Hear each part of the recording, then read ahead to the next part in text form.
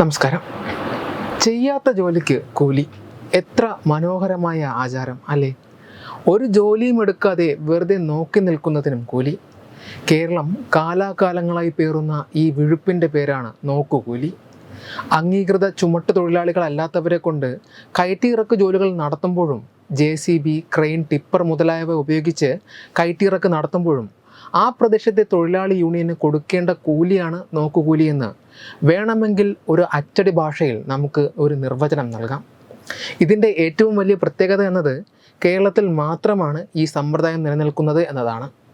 ഒരു സ്ഥലത്തെ തൊഴിൽ ആ പ്രദേശത്തുള്ള തൊഴിലാളികളുടെ അവകാശമാണ് എന്നും അന്യർ ആ ജോലി ചെയ്യുന്നുണ്ടെങ്കിൽ തങ്ങൾക്ക് നഷ്ടമായ ജോലിയുടെ വേതനം നൽകണം എന്നതുമാണ് നോക്കുകൂലി സമ്പ്രദായത്തിൻ്റെ ന്യായീകരണമായി ചില അടിമകൾ പറഞ്ഞു വരുത്തുന്നത്. എന്നാൽ ഇതിന് നിയമപരമായ യാതൊരു സാധൂകരണവുമില്ല എന്നതാണ് വാസ്തവം. ഭരണ പ്രതിപക്ഷ ഭേദമില്ലാതെ സകല യൂണിയനുകളും നോക്കുകൂലി വാങ്ങിച്ചിരുന്നു. 2018 മെയ് 1 പിണറായി വിജയൻ സർക്കാർ നോക്കുകൂലി നിരോധിച്ചുകൊണ്ട് അത് സംബന്ധിച്ച ഒരു ഉത്തരവ് പുറപ്പെടുവിച്ചിരുന്നു.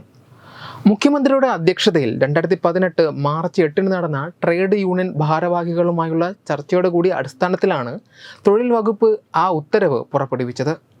നോക്കുകൂലി ഒഴിവാക്കാൻ കേരള ചുമട്ട് തൊഴിലാളി നിയമത്തിൽ സർക്കാർ അന്ന് ഭേദഗതി വരുത്തി. ചുമട്ട് തൊഴിലാളി നിയമത്തിലെ 9-ാം വകുപ്പിലെ 1-2 ഉപവകുപ്പുകളാണ് ഭേദഗതി ചെയ്തത്. ചുമട്ട് തൊഴിലാളി നിയമത്തിൽ സർക്കാർ വരുത്തിയ ഭേദഗതി ഗവർണർ പിന്നീട് അംഗീകരിച്ചു. നോക്കുകൂലി വാങ്ങിയാൽ ജാമ്യമില്ലാ കുറ്റം ചുമത്തി കേസെടുക്കുമെന്നും നിയമസഭയിൽ അന്നത്തെ തൊഴിൽ വകുപ്പ് മന്ത്രി TP രാമകൃഷ്ണൻ വ്യക്തമാക്കിയിരുന്നു. എന്നിട്ട് എന്താവാനാണ്? എല്ലാം വെള്ളത്തിൽ വരച്ച വര മാത്രം. മേലനങ്ങാതെ ചോദിക്കുന്നവർ ചോദിച്ചുകൊണ്ടേയിരിക്കുന്നു. ഇപ്പോൾ കേരളത്തിലെ നോക്കുകൂലി വിഷയം രാജ്യസഭയിൽ ഉന്നയിച്ചിരിക്കുകയാണ് കേന്ദ്ര ധനകാര്യമന്ത്രി നിർമ്മല സീതാരാമൻ. കേരളത്തിൽ ഇപ്പോൾ നോക്കുകൂലി ഇല്ല എന്നാണ് മുഖ്യമന്ത്രി പറയുന്നത്. അതിനർത്ഥം നേരത്തെ നോക്കുകൂലി ഉണ്ടായിരുന്നു എന്നല്ലേ എന്നും ഇത്തരം കമ്മ്യൂണിസമാണ് കേരളത്തിൽ വ്യവസായം നശിപ്പിച്ചത് എന്നും ധനമന്ത്രി രാജ്യസഭയിൽ തുറന്നടിച്ചു.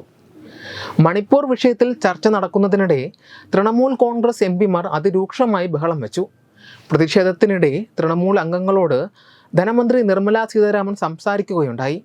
എന്നാൽ തൃണമൂൽ അംഗങ്ങൾ സഭയിൽ നിന്ന് പ്രതിഷേധിച്ച് ഇറങ്ങിപ്പോയി. ഇതിനുശേഷം CPMൻ്റെ മുതിർന്ന അംഗം വികാസ് രഞ്ജൻ ഭട്ടാചാര്യ മണിപ്പൂർ വിഷയത്തെക്കുറിച്ച് സംസാരിച്ചു തുടങ്ങിയപ്പോൾ ധനമന്ത്രി നിർമ്മല സീതാരാമൻ CPMനെയും കമ്മ്യൂണിസത്തെയും വിമർശിക്കുകയായിരുന്നു.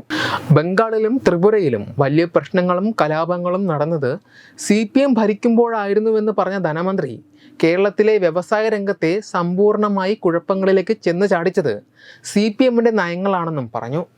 അതിന് ഉദാഹരണമായിട്ടായിരുന്നു നോക്കുകൂലിയെ എടുത്തു പറഞ്ഞത്.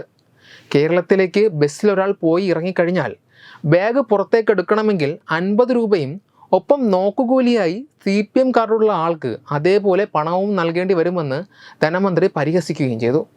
ധനമന്ത്രി പറയുന്നത് തെറ്റാണെന്ന് വാദിക്കാൻ ശ്രമിച്ച P. സന്തോഷ് കുമാർ MPയെയും നിർമ്മല സീതാരാമൻ ഉത്തരം മുട്ടിച്ചളഞ്ഞു. കമ്മ്യൂണിസത്തെയും കമ്മ്യൂണിസത്തിൻ്റെ ഭാഗമായി നിങ്ങൾ പറയുന്ന കാര്യങ്ങളും എൻ്റെ വായിലേക്ക് തിരുകാൻ ശ്രമിക്കേണ്ട എന്ന് ധനമന്ത്രി പറഞ്ഞതോടെ ആ അവസാനത്തെ കനൽത്തരിയും കെട്ടടങ്ങി.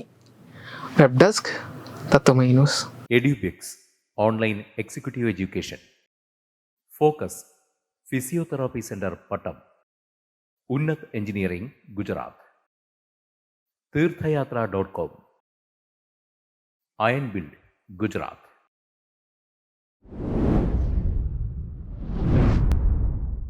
തുമ്പമൺ ശ്രീ വടക്കുംനാഥൻ ക്ഷേത്രം, അമ്പലക്കടവ്, പത്തനംതിട്ട. ശ്രീമദ് സ്കന്ദപുരാണ മഹാസത്രം 2025 മെയ് 11 മുതൽ 18 വരെ. ബ്രഹ്മശ്രീ മുംബൈ ചന്ദ്രശേഖര ശർമ്മയുടെ മുഖ്യ കാർമ്മികത്വത്തിൽ മഹാഗണപതി ഹോമം, സ്കന്ദപുരാണ പാരായണം, മഹത് പ്രഭാഷണങ്ങൾ, പൂജഹോമാദികൾ, കലാസാംസ്കാരിക പരിപാടികൾ. സത്രയജ്ഞ കർമ്മങ്ങളിലേക്ക് എല്ലാ ഭക്തജനങ്ങളുടെയും സാന്നിധ്യവും സഹകരണവും സാദരം അഭ്യർത്ഥിക്കുന്നു. മഹാസത്രവേദിയിൽ മെയ് 18 പഴനി അരുൾമിക ദണ്ഡായുധപാണി സ്വാമി ദേവസ്ഥാന അർച്ചക സ്ഥാനികർ ശ്രീസെൽവ സുബ്രഹ്മണ്യ ശിവശാരിയാരുടെ മുഖ്യ കാർമ്മികത്വത്തിൽ നടക്കുന്ന അതിശ്രേഷ്ഠവും സർവൈശ്വര്യദായകവുമായ സ്കന്ദഹോമം സ്കന്ദമഹാപുരാണ സത്രത്തിന്റെ ആദിമധ്യാന്തമുള്ള സമ്പൂർണ്ണ തത്സമയ കാഴ്ച തത്വമയി നെറ്റ്വർക്കിൽ.